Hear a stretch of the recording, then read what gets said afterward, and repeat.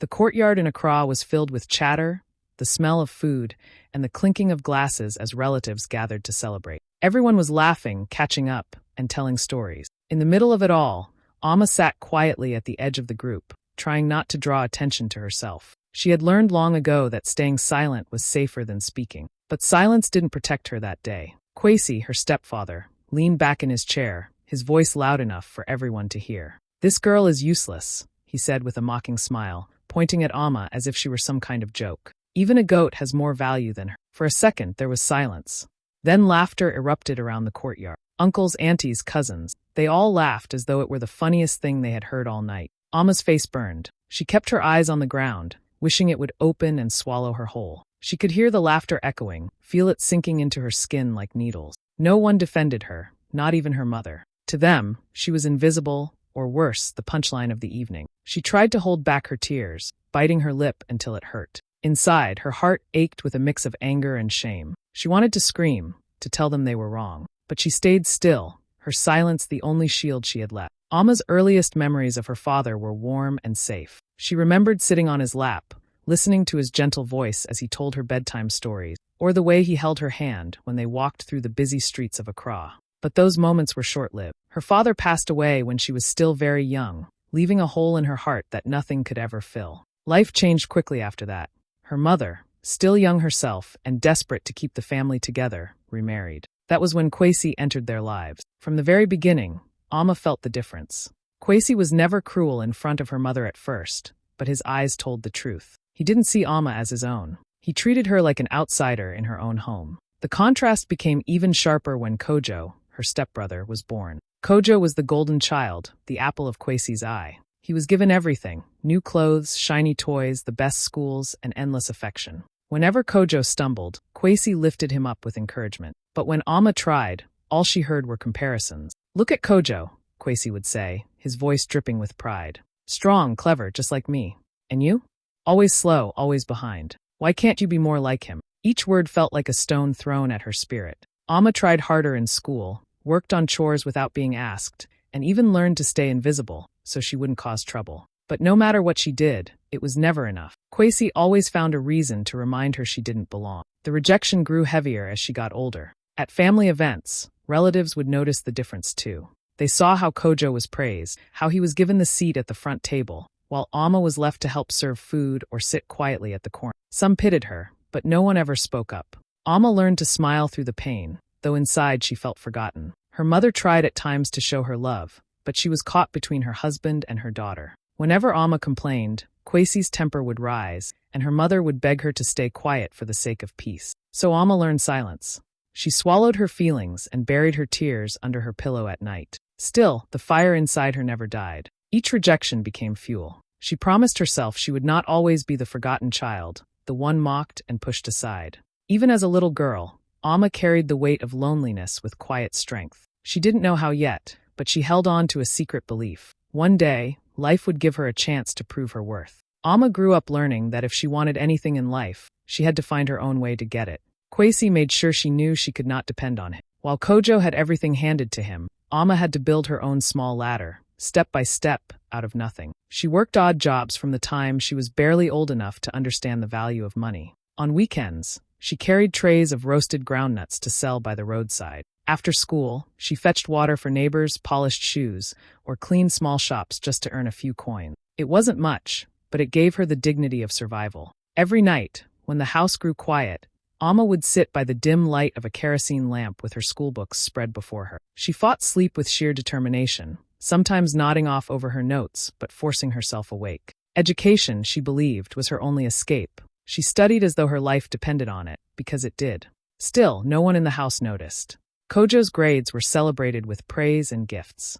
Amma's efforts went unspoken, her small victories ignored. There were days when the weight of it all almost crushed her. She would walk to school on an empty stomach, pretending she wasn't hungry when her classmates unwrapped food during break time. Sometimes her worn-out shoes split at the seams, and she stitched them with thread she found in the market, hoping they would last a little longer. She carried her struggles quietly, never asking for help because she knew none would come. Her stepfather only saw what he wanted to see. To him, Amma was lazy, a burden, someone who would never amount to anything. He never realized she was the one waking up early to sweep the compound before school. He didn't notice that she used her little earnings to buy her own exercise books, or that she sometimes skipped meals so Kojo could eat without complaint. To Kwesi, she was invisible, a shadow in the house. But Amma refused to break. Each insult, each rejection became a reminder of why she had to stand on her own feet. She built an armor of resilience around herself, not loud or boastful, but quiet and strong. She carried her pain like a secret, turning it into determination. While her stepfather and relatives laughed at her, she was busy carving out a future with her own hands, even if no one saw it yet. Amma's life was a series of silent struggles, hidden behind her calm face. She cried into her pillow at night, but woke up each morning ready to try again. She didn't know when her chance would come, but she was sure of one thing. She would not let the cruelty of others decide her destiny. The compound was alive with celebration. Drums beat in the distance, music floated through the air, and the long tables were covered with steaming jollof rice, fried plantains, and grilled tilapia. Relatives filled every corner, their laughter rising above the clatter of plates. Amma moved quietly through the crowd, balancing trays, helping to serve food, and clearing cups when no one was watching. She had learned to keep herself busy, so she wouldn't feel the sting of being left out. In the middle of the celebration, Kwesi sat surrounded by uncles and cousins, his voice carrying across the courtyard. He loved moments like this, where he could hold court and command attention. As the group laughed at one of his stories, his eyes landed on Amma. A smirk spread across his face, and he raised his voice so everyone would hear. "Look at her," he said, pointing in her direction. "A shadow in this house. Always moving around but never bringing any light. Tell me, what use is a shadow?" The words cut through the music and chatter like a blade. For a moment, silence hung heavy. Then, just as before, the laughter started. Heads nodded in agreement. Some shook their heads with mock pity. Others clapped their hands as though Kwesi's insult was a clever joke. Amma froze, her face burning. She forced her eyes down to the tray she carried, pretending to adjust the cups so no one would see the tears gathering in her eyes. Her hands trembled slightly, but she held on. She couldn't let them see her break. Around her, the laughter grew, loud and cruel, and she swallowed her pain like bitter medicine. Her mother looked away, her lips pressed tight, caught between shame and silence. Kojo smirked from across the table, enjoying the spectacle. No one spoke for her. No one said, "Enough." In that moment, Amma felt smaller than ever, like the air had been squeezed out of her chest. But deep inside, beneath the shame, something hardened. She was used to these moments by now. Every insult from Kwesi was a fresh wound, but also a reminder of the wall she would one day climb over. They saw only a shadow, but Amma knew shadows come from light. She told herself quietly, "One day, they will see my light." Still, that night, surrounded by relatives who laughed at her pain, Amma did what she always did. She stayed silent. She carried plates, cleared cups, and blended back into the background, her dignity held together by the thinnest thread. No one noticed her strength in holding back the tears, but she knew the fire inside her had not gone. It burned quietly, waiting for the day when the laughter would finally turn. The news spread like wildfire through the family. The will of Amma's late grandfather was finally going to be read. Everyone seemed to whisper about it at once, in hushed tones and excited chatter. In the small streets of Accra, relatives hurriedly made plans to attend, curious to see who would inherit what. Amma, who had long felt invisible in the family, listened quietly as rumors swirled around her. She didn't join the excited gossip. Instead, she thought about what it might mean, her heart beating faster with a mixture of fear and hope. On the day of the reading, the lawyer's office was packed. Rows of chairs were filled with relatives dressed in their Sunday best, leaning forward as if the slightest detail could give them an advantage. The air smelled faintly of paper and polish, and the quiet hum of anticipation made Amma's stomach tighten. Kwesi walked in first, puffed up with confidence, as though the entire inheritance had already been handed to him.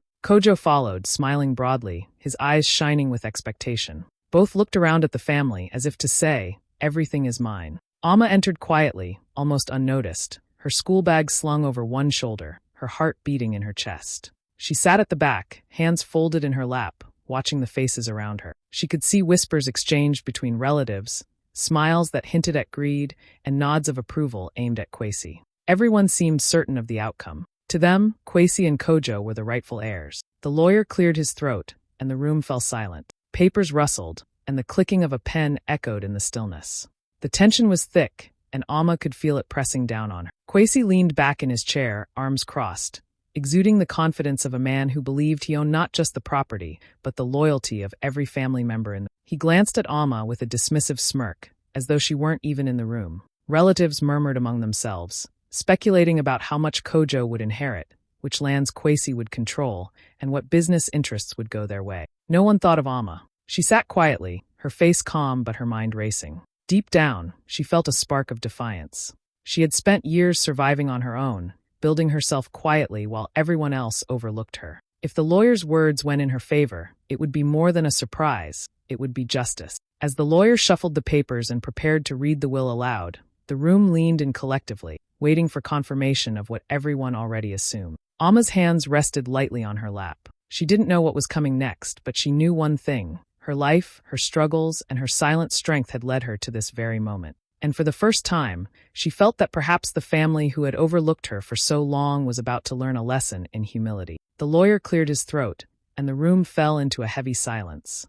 Every eye turned toward him, waiting for the words that would decide the future of the family's fortune. Papers shuffled in his hands, and the faint smell of ink and leather filled the office. Kwesi leaned back in his chair, chest puffed out, wearing the smug expression of a man who believed the world owed him everything. Beside him, Kojo grinned, tapping his fingers on his knee as if already counting his winnings. One by one, the lawyer began to read. "To my son-in-law, Kwesi, I leave the apartment on OSU Street," he said. Heads nodded politely, murmurs of approval spread through the room. "And the shop at the corner of Labwan Market." Kwesi's smile grew wider. "And my collection of vehicles," the lawyer continued, and the relatives whispered, impressed. To everyone, it seemed the expected pattern of inheritance was playing out exactly as they thought. Amma sat quietly in the corner, her hands folded neatly in her lap. She didn't move, didn't interrupt, and didn't flinch. She watched everything, from the way Kwesi's eyes glimmered with greed to the subtle excitement in her relatives' faces. It was familiar territory. She had seen life favor others while ignoring her for years. But this time, she felt a strange calm. Her heart pounded, but not with fear. It was anticipation, the quiet kind that builds slowly like a wave before it breaks. The lawyer continued, listing land in Kumasi, a few small businesses, and more apartments in Accra. Each mention of property made Kwesi sit a little taller, certain that the family fortune would remain in his hand. He whispered to Kojo, congratulating him in advance, confident that nothing could go wrong. The room was full of nodding relatives, their eyes flicking between the lawyer and Kwesi, all assuming the story was already written. Amma's mind drifted briefly to all the late nights she had spent working, studying, and saving quietly for herself, unnoticed by the very people who now stared greedily at every word. She thought of the times Kwesi had called her useless, laughed at her efforts, and ignored her sacrifices. And yet, she remained composed, her presence quiet but undeniable. The lawyer paused, arranging the next sheet of paper, and the silence in the room deepened. Everyone leaned forward slightly, waiting for the next item, unaware that the true surprise was about to come. Kwesi adjusted his tie, smug and secure, still convinced that the inheritance was his birthright. Amma, however, sat straight, her eyes steady, knowing that the moment that could change everything was approaching, and she was ready to face it. The tension in the room was almost tangible. The air felt thick, heavy with expectation, and Amma's quiet strength contrasted sharply with the greed and confidence surrounding her. While everyone else assumed they already knew the outcome, she held a secret hope and readiness, the kind that only those who have fought in silence for years can carry. This was her moment too, even if no one realized it yet. The lawyer took a deep breath and looked around the room, his eyes landing briefly on each family member. Then he spoke, his voice calm but deliberate. "To my beloved granddaughter, Amma," he said, pausing just long enough for the words to sink in. "I leave the family mansion, the farmland in Kumasi, and controlling shares in the company." For a moment, no one moved. The words hung in the air, heavier than any insult, heavier than any expectation. Then came the sound, soft at first, then louder, of gasps.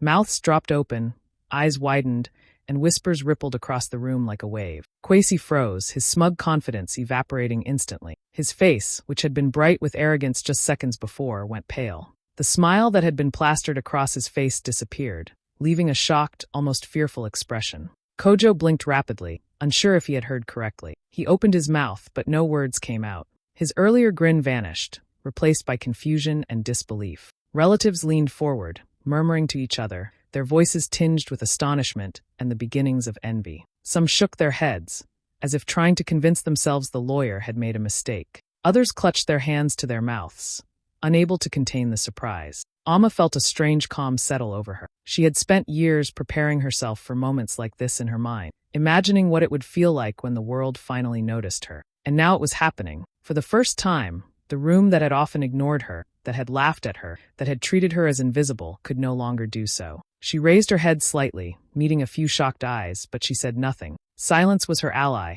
It let the magnitude of the revelation speak for itself. Kwesi tried to speak, his throat tight, but the words wouldn't come. His hands trembled slightly as he gripped the armrests of his chair. The arrogance he had worn like armor for years had been shattered in a single sentence. He looked around, seeking support, but found none. The relatives who had nodded at his earlier triumph now whispered, some glancing at him with pity, others with barely concealed amusement. Amma's mother covered her mouth with her hand, her eyes glistening with pride and disbelief. She had watched her daughter suffer, seen her ignored and belittled, and now she finally understood what Amma had always been capable of. Amma herself kept her composure, feeling a quiet satisfaction she had never allowed herself to show before. She didn't gloat. She didn't smile widely. She simply sat, calm and steady, letting the truth settle like a weight everyone in the room could no longer deny. The air was thick with tension. Kwesi's power, which had felt so unshakable, was gone. Amma, the girl he had mocked and overlooked, had just become the center of the family's fortune. In that moment, the room shifted, the balance of power tilting irrevocably in her favor, and for the first time, Kwesi realized that all his years of arrogance and cruelty had counted for nothing. Kwesi's face had gone red with anger, his hands gripping the edge of the chair like he could somehow pull the words back into existence. "This is ridiculous," he shouted, his voice cracking. "Amma is undeserving. She hasn't worked for anything. She doesn't know how to manage this wealth." His words filled the room, harsh and desperate, but they carried no weight beyond his own fury. The relatives murmured nervously, glancing between Kwesi and the lawyer. Some avoided eye contact entirely, unsure of which side to support. Kojo looked confused, torn between his father's anger and the shocking reality he could no longer deny. But the lawyer remained calm, his presence steady, as if the chaos around him meant nothing. "This was your father-in-law's wish," the lawyer said firmly, raising a hand to quiet the room. "It is legally binding." His words were precise and sharp, leaving no room for argument. Kwesi's mouth opened again, but he was cut off before he could finish. "There is nothing you can do to change this. The law is clear. The inheritance is Amma's."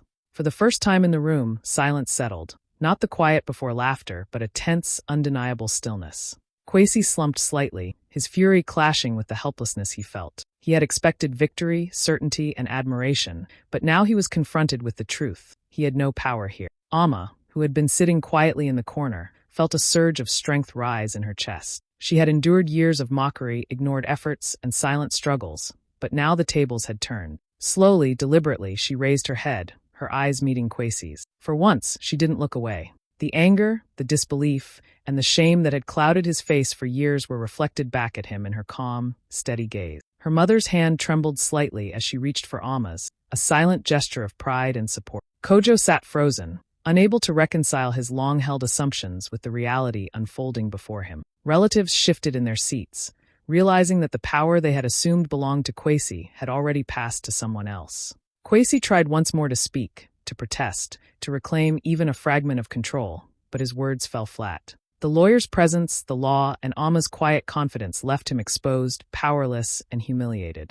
Amma's chest swelled with a quiet, unspoken victory. She did not gloat or celebrate out loud. She simply sat taller, shoulders back, eyes steady. For years, she had been the shadow, the overlooked child, the girl everyone underestimated. Now, she was the one holding the authority, the inheritance, the undeniable proof that resilience, patience, and quiet strength could overturn even the harshest injustices. The room felt different now. The balance had shifted. Kwesi's anger had become useless, his arrogance shattered. Amma's presence, her calm and dignity, filled the space in a way that no one could ignore. For the first time, she was no longer invisible. She was seen, respected, and untouchable, not through force or shouting, but through the quiet power she had built in silence over the years. The room was heavy with tension, and the air felt almost charged after the lawyer's declaration. Relatives who had once laughed at Amma, who had whispered behind her back and joined in Kwesi's mockery, now shifted uncomfortably in their seats. Faces that had been bright with amusement only moments ago were now pale and hesitant. Some leaned toward each other, murmuring quiet apologies,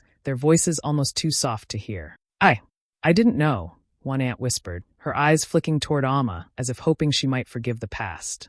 Kojo sat frozen, staring at his sister as though the words he had just heard didn't belong to this world. His mind raced, struggling to make sense of what had happened. All those years of being praised and admired, all the assumptions he had carried about Amma being the quiet, useless girl, they were suddenly wrong. He opened his mouth to speak, but no words came. The disbelief in his eyes was clear, a mixture of shock and admiration he hadn't expected to feel. Amma's mother sat beside her, one hand covering her mouth, her other hand clutching Amma's gently. Tears glistened at the corners of her eyes, and she blinked rapidly, trying to hold them back. Pride swelled in her chest, mixing with relief and a quiet sense of vindication. She had watched her daughter suffer, ignored and belittled, and now she saw Amma rise above it all with grace and strength. Kwesi, however, was a different sight altogether. His face was red, his nostrils flaring, and his hands trembled slightly as he tried to find words to protest. But the room no longer held space for his arrogance. The smirk he had worn for years was gone,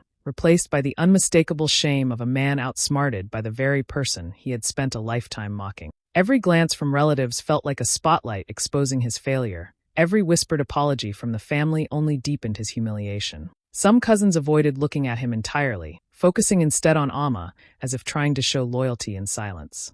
Others whispered nervously, unsure of how to reconcile the past laughter at her expense with the truth now before them. Amma noticed, but she did not gloat. She simply sat a little straighter, her eyes steady and calm, her presence commanding the respect that had long been denied her. For the first time in her life, Amma was fully seen, not as the quiet, ignored child, not as the shadow in the house, but as someone strong, deserving, and unstoppable. The family, who had underestimated her for years, was forced to acknowledge the truth. Kwesi's power had been broken, Kojo's assumptions shattered, and Amma's quiet patience and resilience had claimed the attention and admiration she had long deserved. The whispers of apology, the gasps of disbelief, and the hidden tears of pride marked the turning point. The girl they had once mocked had become the one everyone could no longer ignore. In that moment, the room belonged to Amma, and the family, for all its shock and shame, had no choice but to recognize. Amma stood slowly, the office quiet except for the soft shuffle of papers and the murmurs of stunned relatives.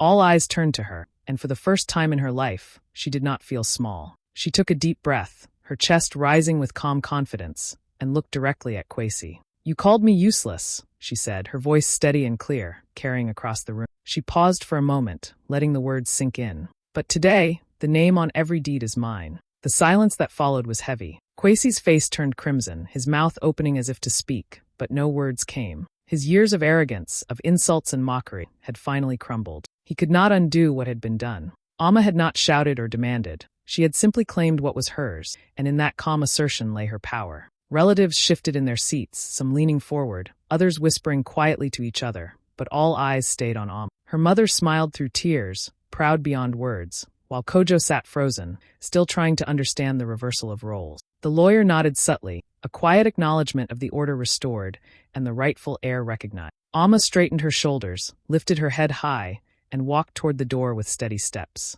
Each movement was filled with dignity, a quiet strength that left no doubt she belonged at the center of the family's legacy. The murmurs of disbelief followed her, but she didn't look back. Kwesi remained seated, frozen and humiliated, his power shattered forever. He had spent years mocking her, underestimating her, and now he had nothing. Amma left the office not just as the heir to the fortune, but as a living reminder that resilience, patience, and quiet strength can outshine cruelty and arrogance. The room, once filled with laughter at her expense, now echoed with the undeniable truth. Amma had won, and she had done it with grace.